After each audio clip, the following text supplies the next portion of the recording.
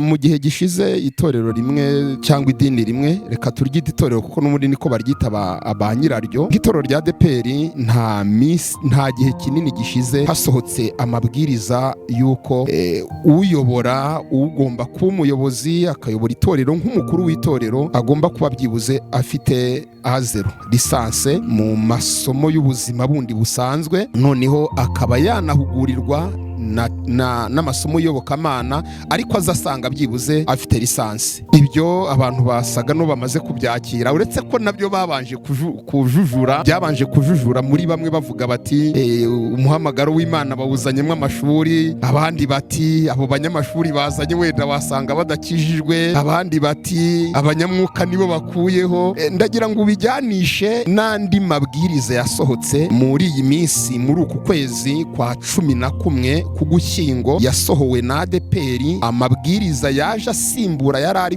yarasohotse 2018. ni amabwiriza agenga abaririmbyi, amakorali, worship team ni itsinda rishinzwe kuramya no guhimbaza, ndetse n'abatwita abahanzi ku giti cyabo. Mu mabwiriza rero yasohotse afite ingingo nyinshi, ariko ndagira ngaruke ku ngingo ya 20 muri ayo mabwiriza, kukika kagera nko ku ka 7, ni ingingo ivuga ukwiriye gutorerwa kujya muri komite ya korali akwiye kuba yujuje ibiki. Ni byinshi bavugamo, ariko ndagaruka ku cyo bagarutseho kivuga ngo perezida, visi perezida basabwe kuba bafite diplome ya humanity, ni amashuri 6 yisumbuye. Uri muri komite wundi usigaye asabwe kuba byibuze afite amashuri 3 yisumbuye. Abantu bakavuga bati ntabwo byari bikwiriye. Pastor, nagira ngo udufashe nka dogiteri muri teoloji, udufashe izi manza ziri mu bantu zo kumva ko wize hari yabadakijijwe, utarize baba mukuye hari wari ukijijwe, bitari bikwiriye ko abantu bashyira imbere kwiga. Ndagira ngo udufashe. Urakoze kuvuga ko igihe cyose cy'impinduka bitambara, ibyo cyo nta cabivuguruza, ariko hari ibintu bitatu biyobora isi: amafaranga, imbunda, amashuri. Buriya imanisme ni ubumuntu. Umugabo witwa Erasme w'umufilozofe yavuze ikintu cyitwa imanisme, imaniste. Buriya imanite ni umuntu uvuye mu bunyamaswa yinjiye mu bumuntu, byo bita imanisme. Imanisme ni ubumuntu. Utari wiga primaire na secondaire nturaba umuntu. Narizo mpamvu kenshi usanga hari bamwe bavuga ngo ntabwo twaje hano kuburana nta kubaza. Uwo ni umuntu utarize, agatekereza ko barabisesengura, none agashiraho itegeko mbere yo kubuzisesengura. Ati nta kubaza kuri we, ati ntaho twazagwe n'imanza, hano turi mu murimo w'Imana, kuko azi ko bagiye gusesengura. Ubwo bafite nuko atize. Babaye mu itorero igihe kirekire koko, kandi natwe twaribayemo rimwe na rimwe tutanarize. Ariko ni kuki umuntu utarize aja kubwiriza akavuga ngo nubwo ntize ariko umwuka wera w'Imana aranyobora?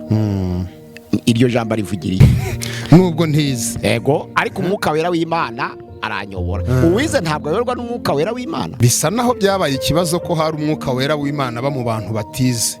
Ubwo ari kurega. Ni ukuvuga ngo ari gushaka kubanza gusenya uwize wicaye aho, kugira ngo babone uko bakurikira ibye. Nubwo ntize ariko umwuka wera w'Imana aranyobora. Umugoroba TV, ijoro rirakuze burenda gucya, iki ni igihe cyo gukanguka. Dukanguke. Amahoro y'Imana nabane namwe bakunzi bacu tubana umunsi ku munsi. Reka tubasuhuze aho muherereye hose, mu mpande zitandukanye, mu bihugu bitandukanye, ndetse no ku migabane itandukanye. Dukunda kuvuga ngo amahoro ya Kristo nabane namwe. Nta kintu cyiza kuruta amahoro. Umuntu ajya agira ibintu akabura amahoro, umuntu akagira ubutunzi akabura amahoro, umuntu akarya agahaga ariko akabura ibitotsi kubera ko nta mahoro afite. Ariko reka mbabwire nti nimugire amahoro. Nitwa Alfred Misago, ndabasuhuje, mbifurije ibihe byiza, mbifurije gukomera. Nimukomerere mu mwami no mu mbaraga z'ubushobozi bwe bwinshi. Ndi kumwe na Pasiteri, muranyemerera tumusabe abasuhuze. Amahoro y'Imana n'abane no Pastor.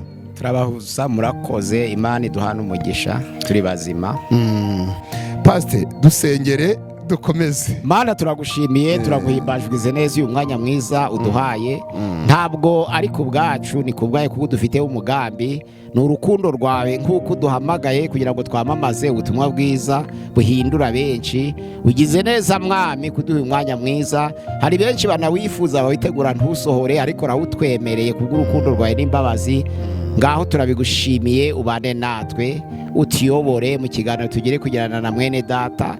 Mana kibe cyo gufasha imitima y'abera, Mana kibe cyo gukomeza abizera, Mana kibe cyo guhindura abinangiye imitima bari mu mpande zitandukanye, kugira ngo izina ryawe rihabwe icubahiro. Tubyambaje mu izina rya Yesu, amen, amen. Pasitoro, ndagira ngo udufashe kuri iki kibazo cyihishemo icyo nakita nko guca imanza. Uyu munsi kiri kugenda kigaragara cyane cyane, kikagaragara ahantu habonetse impinduka.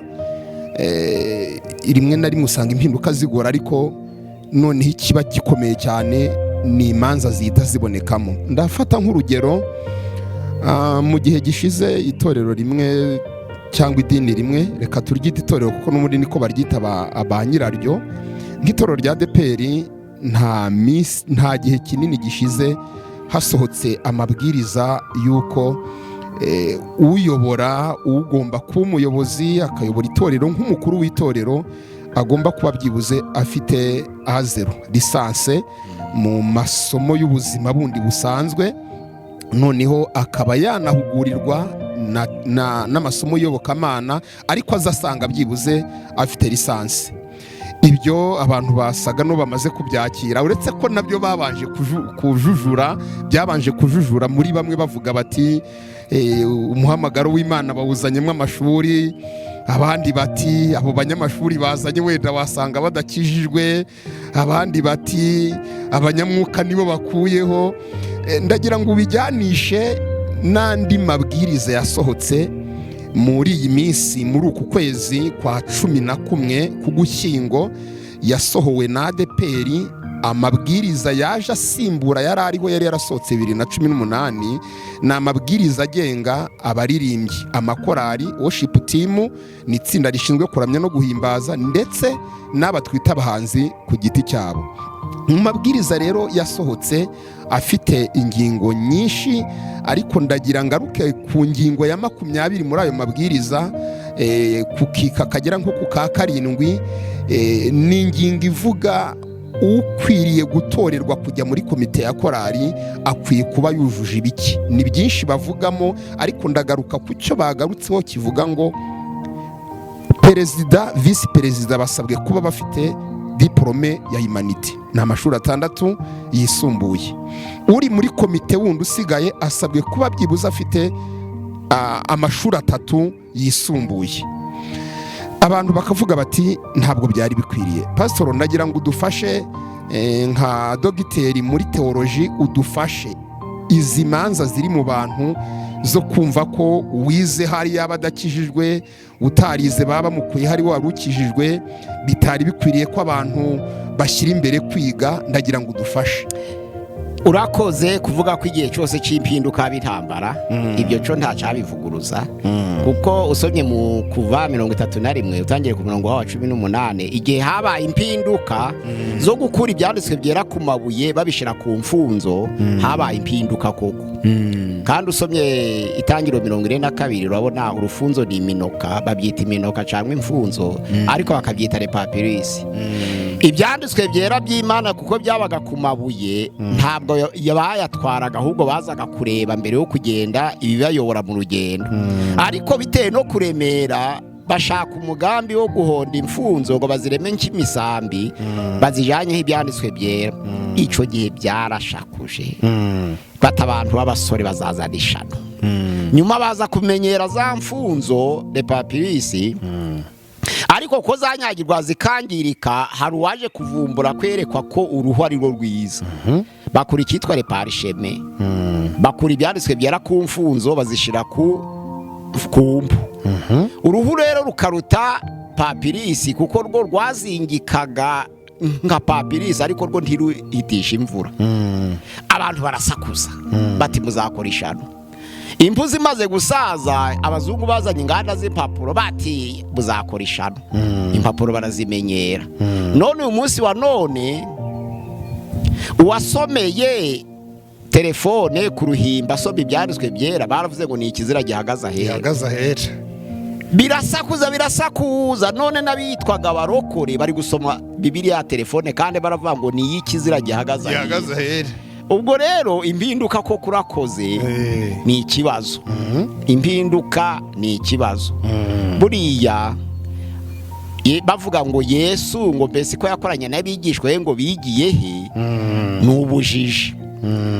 Kuko usomye ibyakoze no mu gice cyaho ca 4:13 haravuga ngo babonye ubushizi bw'amanga bwa Petero na Yohana kandi batekereje bamenye ko ari abantu batigishijwe. Nyuma bibuka ko babanaga na Yesu. Yesu yigishije imyaka 3, yigisha amasaha 28 ku munsi. Uyu munsi wa none abantu bari biza amasaha 4 bakiga imyaka 18 biga amasaha 4 ku munsi. Batangira saa 2 bagataha saa 6 baba abadogiteri. Nukuvuga ngo wiza amasaha 4 ku munsi kuva saa 2 kugera saa 6 ukiga imyaka 18 ubaye dogiteri. Yego. Ariko wize imyaka 3 ukiga amasaha 28 ku munsi nabwo ubaye dogiteri, kuko ufata 24 gukuba 3 ni 72 ufashe 18 noneho ugakuba 3 nabyo bibaye 72 birangana. Nuvuga ngo uwiza amasaha 4 ku munsi agakora imyaka 18 ahwanye n'uwize amasaha 28 ku munsi agakora imyaka 3 tibinganya birangana. Noneho fata mwarimu wigisha ninde Yesu aruca abarimu bose. Bisobanura ngo ba Petero na ba Yakobo na Yohana bize kurusha abadogiteri ba none. Yego. Kuko nabo bize iyo myaka 18 nuko bayivunjeje mu myaka 3 ariko biga amasaha 28 kuri 28 bashiragamo pose nkuko natwe tugira za vacances. Bashiragamo ka pose nkuko natwe tugira za weekend. Ariko bakuzuza imyaka 3 bakora amasaha 20 kandi bari imbere y'umwigisha. Kandi umwigisha afite imbaraga kurusha abigisha abandi. Nuvuga ngo ba Petero na ba Yohana na ba Filipo baturusha imbaraga mu bumenyi kuko biganye naye bakoranye na Yesu imyaka 3. Noneho rero abantu bakavuga ngo Yesu ntabwo yakoranye nabize. Nkabareba ngaseka. Yesu yakoranye nabize cyane, yaba atarashatse abize, aba yarakoranye n'abakibatoranya ntabanze kubana na imyaka 3 atari yabohereza mu kazi. Kuko yarababwiye ngo ntimuve Yerusalemu. Ndagiye. Mwakoraga ibitangaza kuko mpari. Ariko mutegereze nubwo mwisi ijambo ry'Imana rihagije ntabwo muzasohoka mutagira imbaraga z'umwuka wera. Nzaboherereza undi mufasha wo kubana namwe ntibishoboka ko abise bamuhabwa niwe mwuka wera w'ukuri. Ubwazaza azabibwira byose kandi azabigisha byose.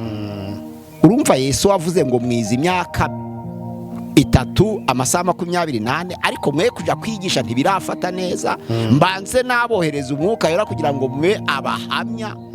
Abahamya ntabwo ari kwamamaza ubutumwa bwiza oya. Abahamya nabo gupfira ibyo bizeye. Abantu ntabwo bazi umuhamya. Iyo umuntu avuze ngo ngiye kuba buhamya akababwira amateka. Undi ati ngiye kuba buhamya akabaha imirimo ikomeye y'Imana biratandukanye. Ubuhamya sinyifi nuwemeye gupfa azira ibyo yizeye. Izo mpamvu ijambo rivuga ngo ngiye Yohana musangiye amakuba n'ubwami nari mu kirwa ca Patmos bampora ijambo ry'Imana no guhamya kwa Yesu. Yesu ati muzaba abagabo bo kumpamya umwuka wera nabamanukira. Nukwemera ntabwo Yesu yavuze ngo muzabwiriza ubutumwa ngo nico kizaba bizabashoboza ahubwo kwicwa muzira ibyanje. Umuhamya rero ntabwo ari uvuga ijambo ry'Imana ubwiriza ubutumwa mu mahanga yose. Umuhamya nuwemera kwicwa azira ibyo yizeye. Biratandukanye. Abantu rero barabivanze ngo ngiye kubahamya ngo nayo witora imyaka 40 kubahembwa gase. Warabipfiriye se warahembwaga nta n'imirimo ikomeye yihari.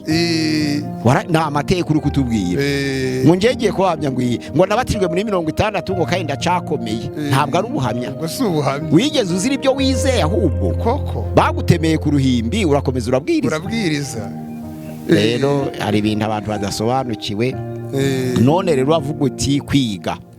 Abakolosayi igice cya 3 umurongo waho wa 16 haravuga ijambo rya Kristo ribe mirimwe rigwiriye kandi rifite ubwenge. Muhugurane kandi mwigishanye muri zaburi n'indirimbo n'ibihimbano by'umwuka, muririmbirishiriza Imana ishimwe ryo mu mitima yanyu. Muri Canada iyo ugezeyo badusobanurira ijambo imaniste, imanite, imaniste, imanisime. Buriya imanisime ni ubumuntu. Umugabo witwa Erasime w'umufilozofe yavuze ikintu cyitwa imanisime, imanite, imaniste. Buriya imanite ni umuntu uvuye mu bunyamaswa yinjiye mu bumuntu. Ibyo bita imanisime. Imanisime ni ubumuntu. Utari wiga primaire na secondaire nturaba umuntu. Niko muri Canada bavuga. None bakavuga bati primaire na secondaire kuko dushaka abantu irabaga hato. Kuko dushaka abantu irabaga hato. Compulsory irabaga hato.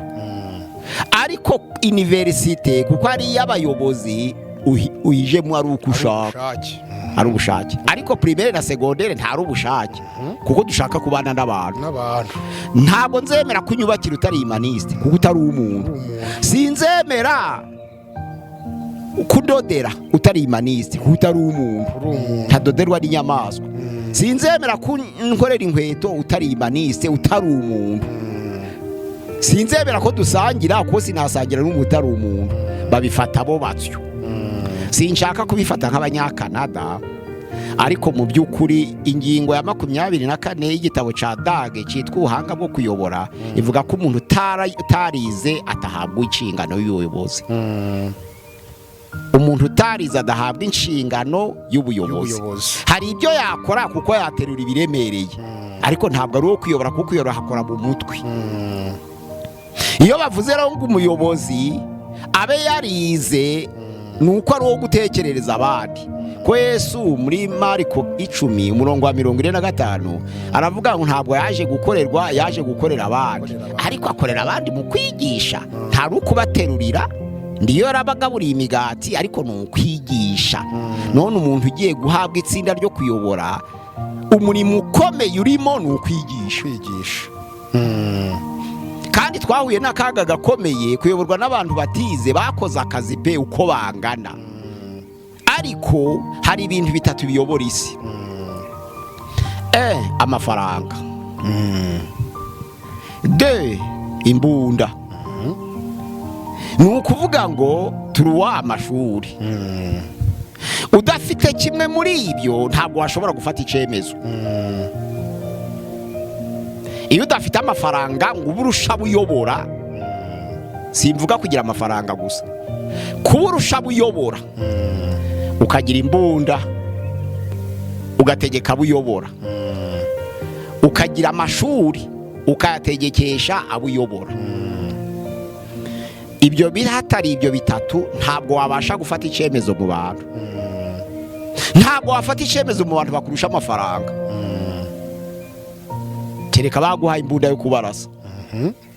Ntabwo wafata icyemezo mu bantu bakurusha amashuri. Ntabwo byashoboka. Bakwereka amafuti y'icyo cyemezo. Narizo mpamvu kenshi usanga hari bamwe bavuga ngo ntabwo twaje hano kuburana nta kubaza. Uwo ni umuntu utarize agatekereza ko barabisesengura. None agashiraho itegeko mbere yo kubuza isesengura. Ati nta kubaza kuri we. Ati ntaho twazagwe n'imanza hano, turi mu murimo w'Imana. Kuko azi ko bagiye gusesengura. Ubwo bwo bafite nuko atize. Rero ikintu nabonye gikomeye ni uko umuntu ufite amafaranga n'umuntu utagira amafaranga ubucuti bwabo butaramba. Umuntu wize cyane n'umuntu utarize ubucuti bwabo ntiburamba. Kereka wa undi wize amukeneyeho ya mafaranga. Rugubikana ufite imbunda wese namuvugaho kinini uramutinya atakwica. Nta rukundo uratinya. Ariko icyo nshaka kukubwira ko iki cyemezo arega ntabwo abantu berekererwa byose rimwe. Habaye ishurirwa ryo gutangiza ADPR mu mwuka. ariko ihishurirwa riri kwiyongera. Bamaze kumenya ko kuyobora utarize ari ikibazo, barabibonye. Ubwo rero niba Imana yabahumekeye mu uwo mwuka ngo bamenye ko kuyobora umuntu utarize ari ikibazo, biraje. Ariko kuko ari impinduka birazana intambara, kuko ari impinduka. Impinduka zose rero ziza intambara, ariko kuyobora warize ni amahirwe kuri bose. Icya mbere, iyo ugiye kuyobora warize uba ugiye gukorera abandi, kuko ikibazo ni nzabafasha iki, ntabwo ikibazo ari bazamfasha iki, kuko ntabwo ari bo bayobozi. Kandi ugiye kuyobora ntabwo ari uwo gukoresha, ni n'uwo guteza imbere muri leadership. Yego. None Yesu atangiza umurimo, icya mbere yaje ahinduye ni ibitekerezo by'abantu. Icya kabiri yaje guhindura ni imyifatire. Icya gatatu yaje guhindura ni ubuzima, kuko yakizaga abarwayi. Yahinduraga ibitekerezo, kuko abasadukayo batekerezaga ko bazongera kurongora bageze mu ijuru. Akabwira ati no, mwarapfuye, mwarahabye. Pasiteri, uragira uti impinduka ziragora, niho uragira uti Yesu Kristo nawe hari ibyo yabwiye abasadukayo. Impinduka koko biragaragara ko zibagoye, abavuga batyo bifitanye isano n'izi mpinduka. Ni impinduka nuko impinduka zigora. Nibyo navuze nti ihishurirwa rizira igihe riboneye. Ntabwo umuntu wavuze ngo abize bayobore yabibwiwe n'umubiri n'ibitekerezo, ahubwo ni revelation, ihishurirwa ryabonetse. Ni kuki twabaye mu itorero igihe kirekire koko, kandi natwe twaribayemo rimwe na rimwe tutanarize. Ariko ni kuki umuntu utarize aja kubwiriza akavuga ngo nubwo ntize ariko umwuka wera w'Imana aranyobora? Iryo jambo rivugira iki?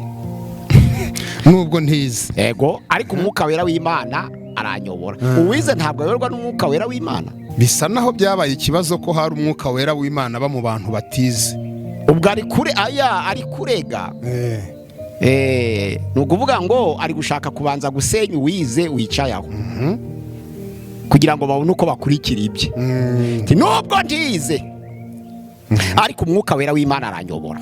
Ubwo ari gusenya uwize wicaye aho. Ari kuvugira iki ko nubwo atize ko ntawe bimubajije? Ari kuvugira iki ngo umwuka wera w'Imana aramuyobora, ko iyo umwuka wera w'Imana kuyobeye babibona? Ari kuvugira iki ngo umwuka wera w'Imana aramuyobora, ko n'uwize ayoborwa n'umwuka wera w'Imana, kuko kwiga ntabwo ari ugutuka Imana. Rero ugasanga izo mbago uweretswe ko abize bakwiriye kuyobora koko, ni ihishurirwa riva ku Mana, ntabwo ari iryavuye ku muntu. Nawe ubiye ko nta muntu uyobora umuntu umurusha amashuri, oya, aramutegeka.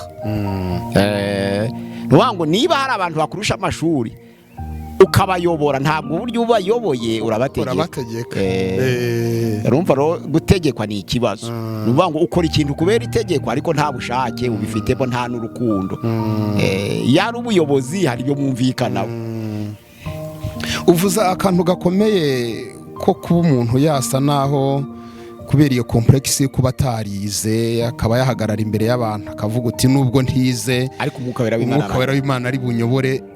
Mbise nanongera gutekereza nti ababize bo aho ntabwo bazaterwa n'ako kavirusi ko gukandamiza ababari imbere batekereza ko batize. Narakabonye umaze igihe mu itorero. Umuntu umwe yarahagurutse, uwafunguye kera ko uzi ko yigishaga babiri mbere, umuntu wasigara abwiriza umwe, ariko mbere hajagaho ngo wo kugurura inyigisho no guhumuza, niko babivugaga. None uwa mbere aravuga ati ntimureba ntabwo amashuri ari ayobora itorero, niko yavuze. Kuko yari afite umunyeshuri muri stage uhari, aravuga ati ntabwo amashuri ari ayobora itorero, umwuka w'Imana niwe uyobora itorero. Ati ubu nubwo ntize ariko twabwirije ubutumwa bwiza iyi n'iyi, twabwirije ubutumwa bwiza iyi n'iyi, abantu barakizwa. Nubwo ntize ariko twubatse itorero bene data. Rero ubumenyi bw'ishuri ntabwo ari bufasha abantu kuyobora itorero.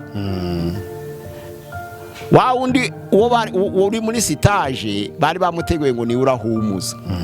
Agiye guhumuza nawe ntiyavuga ibyo yateguye, ahubwo asubiza wawu. Agiye gusenya wa wundi ibyo yavuze. Musubiza nukumusubiza. Wa mbere yarasenye waza gusubiza. Aravuga ati bene data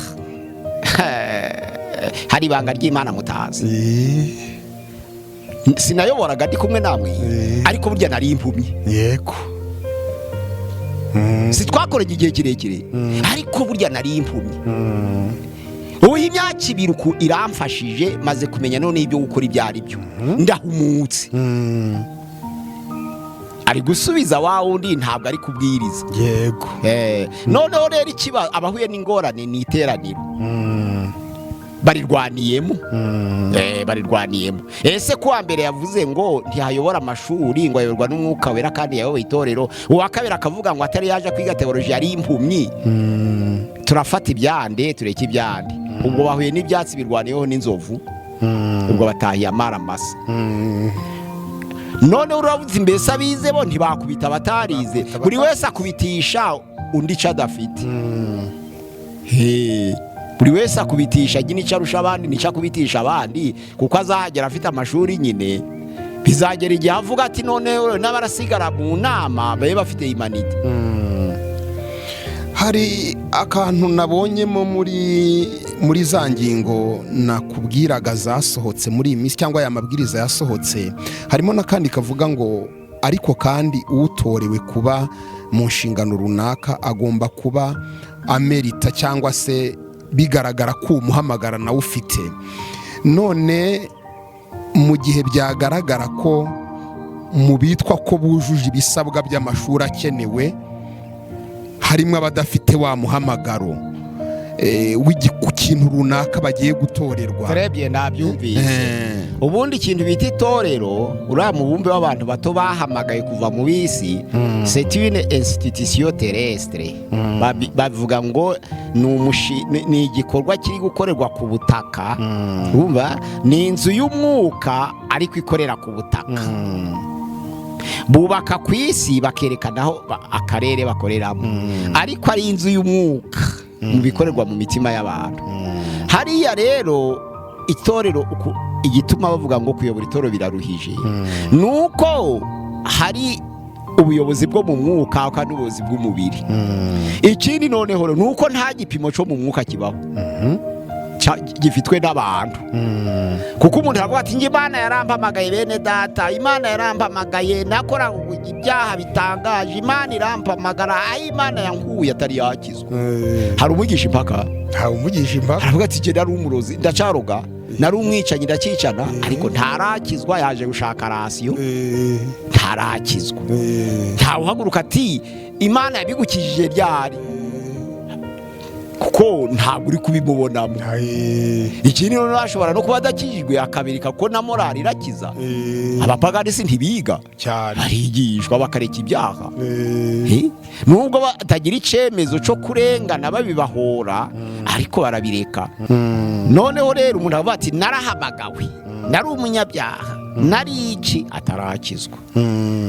Kuko itorero rya Gipantekote ryarezwe n'ubuhamya, ntabwo ryarezwe n'inyigisho.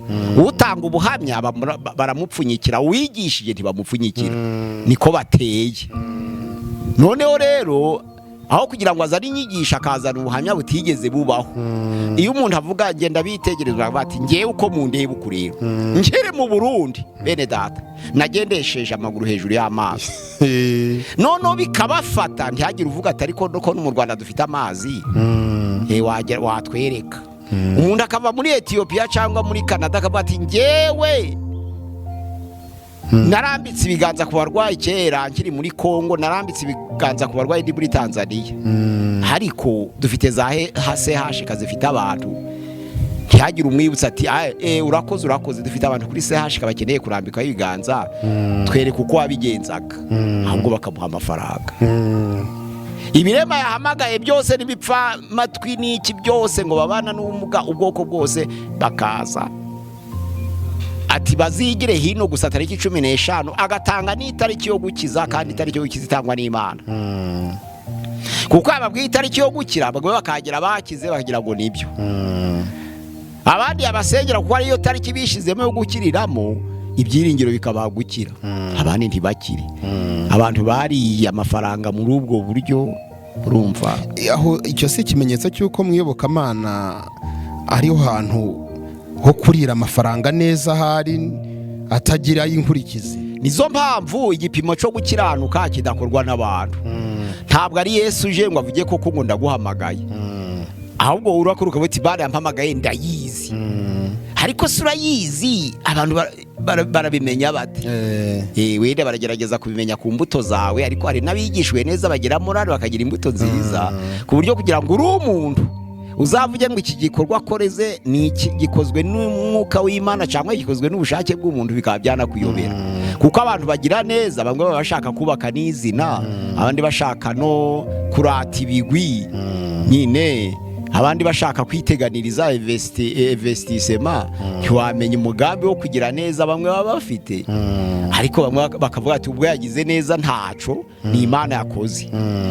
Ariko mu by'ukuri igipimo ufite ni ikihe kigaragaza ko uwo muntu yahamagaye cyangwa atahamagawe? Igipimo uretse nyiracu cumva ku ijambo ry'Imana avuga ngo umwuka wacu uhamanya n'umwuka w'Imana ko turi abana bayo. Uwawe uhamanya n'umwuka w'Imana, si uwundi uhamanya ko uwawe ari umwuka w'Imana.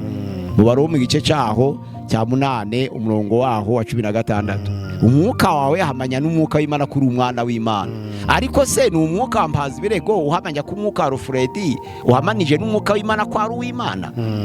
Urumva rero aho ngaho uwize turamwakira, kuko icyo dushoboye ni ugusoma kuri diplome, nta kindi tugarukiraho. Ubwazi gusoma Bibiliya akaba afite diplome, ubumenyi bwacu naho bugarukiye. Ariko kumenya ngo yarahamagawe ntiyahamagawe, icyo gipimo gifitwe n'Imana, kandi bizagira mu rubanza. Kandi niba atanahamagawe ariko akabikora neza nk'uwahamagawe, azabihemberwa. Kuko muri Bibiliya haravuga muri Timoteyo ya mbere 3 umurongo wa 2, umuntu nashaka kuba umwepiskopi ntabwo ari uhamagawe,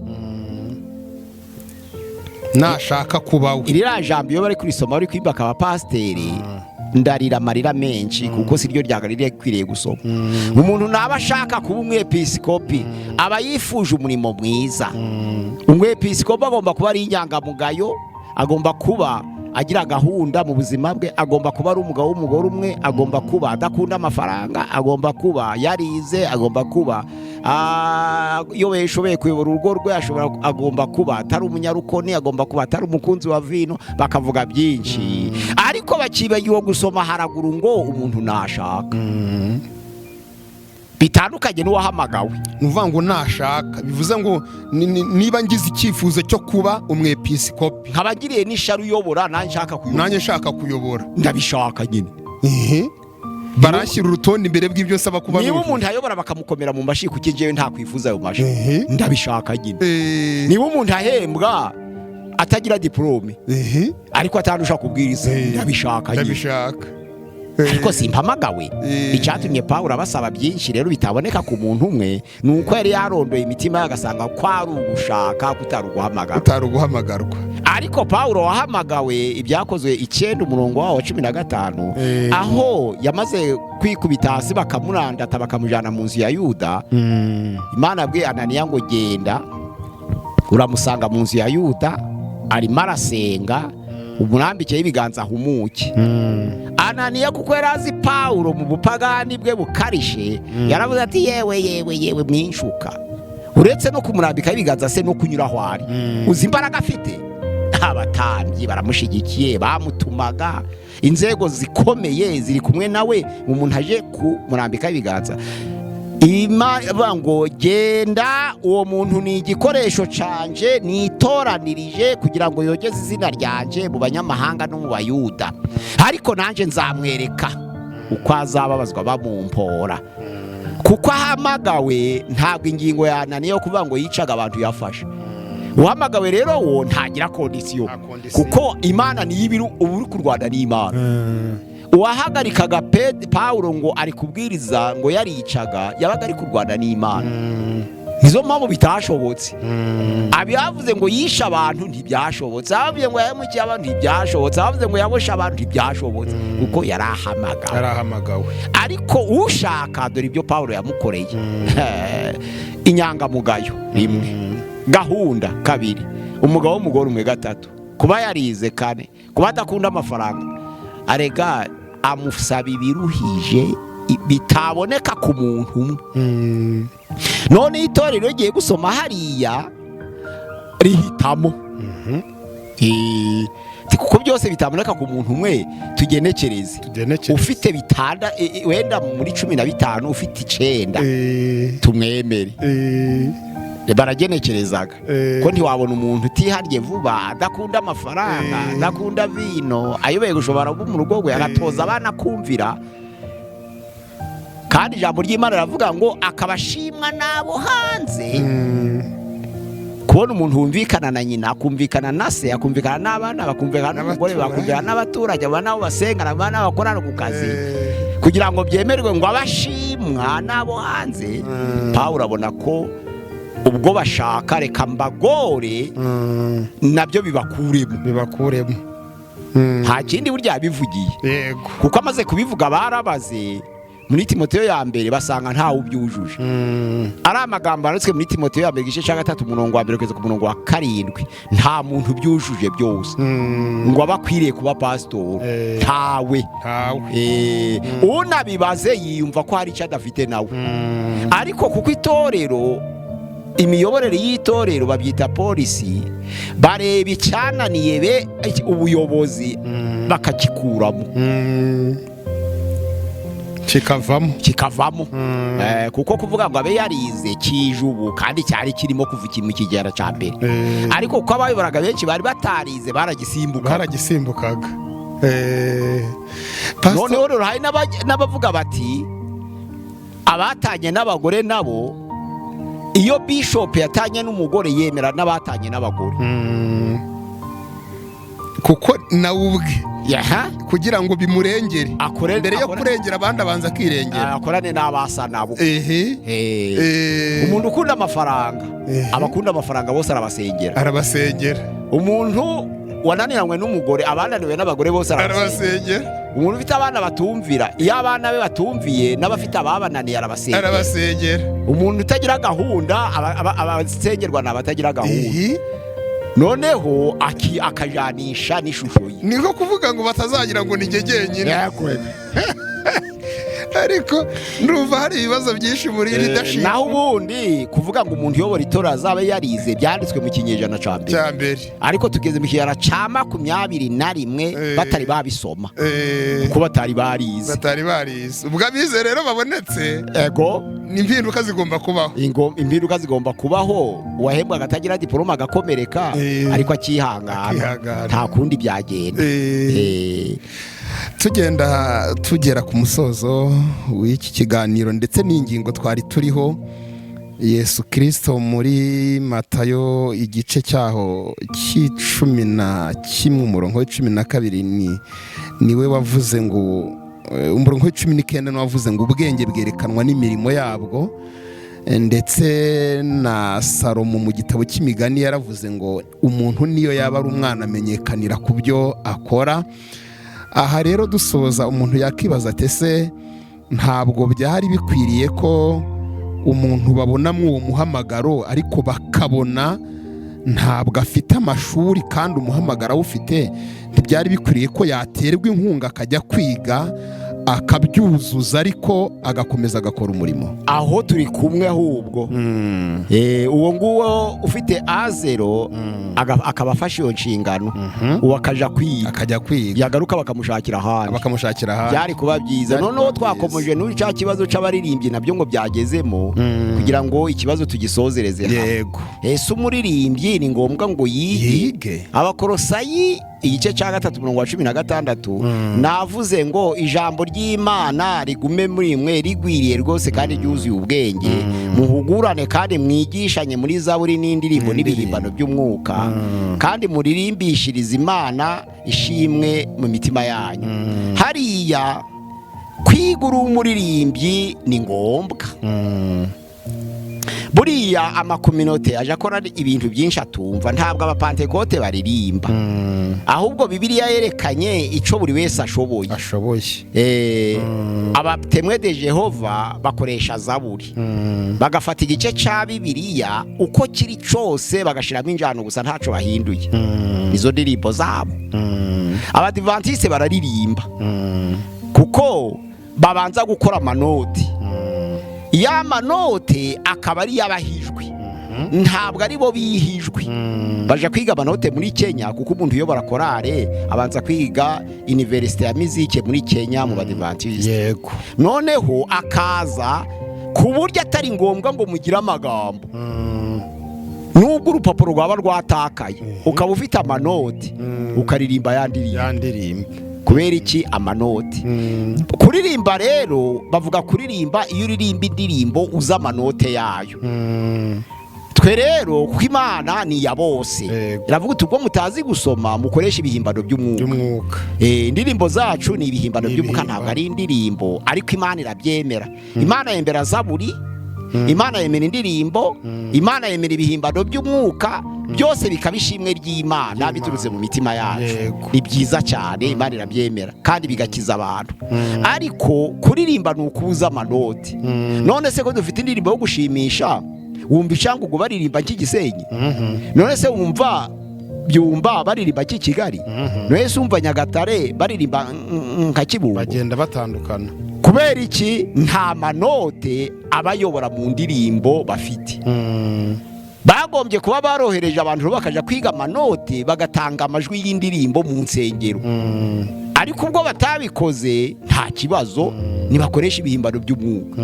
Ariko niba ushaka kuyobora korale uje kwiga muziki kugira ngo ubahijwi, kuko kuririmba ntajwi buri wese akazana irye mu ndirimbo undi irye mu ndirimbo, ntabwo biba bifite ishikizo. Nta nizo mpamvu usanga iwacu baririmba n'abari mu iteraniro barahaguruka bakabafasha kuko bitagira injyana. Ariko birafasha mu buryo bw'umwuka abantu bagakizwa. Ariko ubundi hari itorero wahaguruka waririmbana na korale bakaguhagarika, no mu itorero bakaguhagarika bakaguca. Ni gute umuntu utarakoze repetition, ni gute umuntu utari muri korale haguruka akaririmbana nabo kandi bareba bari kuririmba ibyo bazi bakoreye repetition? Urumva rero ibyo byose byari kwiriye kuvugururwa. Niba korale iririmbye, abakristo ntibahaguruke ngo baririmbane nabo. Ukabona n'abandi bameze nk'abasaze barirutse bagiye inyuma ya bare baririmbye baririmbanye nabo. Abakwiriye guhagarikwa mu itorero. Biba bisa n'akavuyo. Irya gahunda Bibiliya ivuga ntabwo iba yubahirijwe. Nireba ka korale abakorana bo biririmbira ubwabo, natwe dufashwe n'ibyo bari kuririmba. Wija kubatobera kandi utarakoranye repetition nabo, niba ufashijwe fashwa bicaye mu bwicaro byawe. Ico naco twabonye ko ari ingorane. Umuririmbyi rero uhaguruka, umuntu uhaguruka no mu rusengero akaja gufasha abaririmbyi atari muri yo korale, nawe nuko bigaragaza ko atize. Pastor urakoze. Twavugaho ibintu byinshi, gusa nyine umuntu yaba amashuri ari gusabwa mu baririmbyi, yaba yari amashuri agendanye n'umwuga w'uburirimbyi nk'uko umaze kubitubwira, ntacyo byari bitwaye. Ariko ni hasabwa amashuri bigahuza n'uko uwo muntu yigiye imibare, yize ubuvuzi, yize ubwubatsi, afite imanite mu bwubatsi, n'ubundi bizarangira usanze nta hantu bihuriye n'uburirimbyi. Ariko yaba hiyongeragamo n'ubwo bumenyi uvuze, ariko buza bugaruka kuri wa murimo w'umuhamagaro w'uburirimbyi, ntacyo byari bitwaye. Uwo muhamagaro rero kubera nta gipimo, buri wese yavuga ko yahamagawe. Ibindi tukabiharira Nyagasani. Reka tugushimire kubw'ikiganiro cyiza muduhaye, kandi turacyari kumwe no mu bindi biganiro uko Imana igenda idushoboza. Navuga nti muri uku gusoza n'ubundi turaguha umwanya, n'ubundi urasenga Imana usabire n'umugisha babanye natwe muri iki kiganiro kugeza tugisoje, kugira ngo umwami Imana akomeze abane nabo. Pastor Mpazibirego kuri nimero ya 0786696620. Murakoze. Imana iduhana umugisha. Mana turagushimiye, turaguhimbaje, turi imbere yawe, tumaze gusangiza bene data amagambo yawe batuye ahatandukanye mu mpande enye z'isi, kandi bazumva amagambo yawe. Ndasenze kugira ngo ijambo ryawe rigire ubwenge kandi rigire imbaraga ryo guhindura benshi. Ntabwo ari uguhindura gusa, ahubwo hari n'abizera badakomeye. Ndasenze kugira ngo ribagero ribakomeze, buri wese asobanukirwe mwami icyo ushaka muri uyu murimo wawe. Waraduhamagaye, ijambo ryawe rivuga ngo wabahamagaye warabamenye, umaze kubamenya urabatsindishiriza, uha gusa n'ishusho y'umwana we kandi ubereka ubwiza bwawe. Mana ishobora byose, ni wowe uza watoranije kandi wowe uza wahamagaye. Dukoreshe mu murimo wawe, koresha mu ngero ubugingo itorero ryawe muri igihe tugezemo, kuko uryitaho iteka ryose kandi ryubatse ku rutare. Nawe wabwiye Petero ngo nawe uri Petero kandi kuri urwo rutare nzubaka itorero, amarembo y'ikuzimu ntazarishobora. Itorero ntabwo rizanyeganyezwa na gatoya, nubwo bamwe basubira inyuma, ariko Pawulo yaravuze ngo bakamera nka Humenayo na Fileto, ariko urufatiro rw'Uwiteka ruracahagaze, rwanditsweho ikimenyetso ngo Uwiteka azabe. Komeza umenye abawe rero, Mana ishobora byose, abazana ibisitaza aho ntibabura kubaho. Ku ijambo ryawe riravuga muri Luka 17 ngo ibisitaza ntibizabura kubaho, ariko ababizana bazabona ishano. Ngaho mu ngero w'ubugingo ukomeze itorero ryawe, uriribera umurengezi, ko niwe mukuru w'itorero. Twese turi ingingo z'umubiri wawe wa Kristo Yesu, nawe ukaba umutwe w'itorero. Urebere itorero ryawe kugeza igihe Mwami uzagaruka, igihe kigeze kugira ngo ushikire itorero. Twese tuzagaragare ko tudatsinzwe, twiteguye kugusanganira kugira ngo twime ingoma y'iteka mu izina rya Yesu, amena. Reka tubashimire bakunzi bacu, tubasabe gukomeza gukora subscribe no gusangiza abandi izi nyigisho nziza. Reka tugire tuti ikiganiro nakagaruka umunsi ku munsi. Amahoro y'Imana n'abane namwe.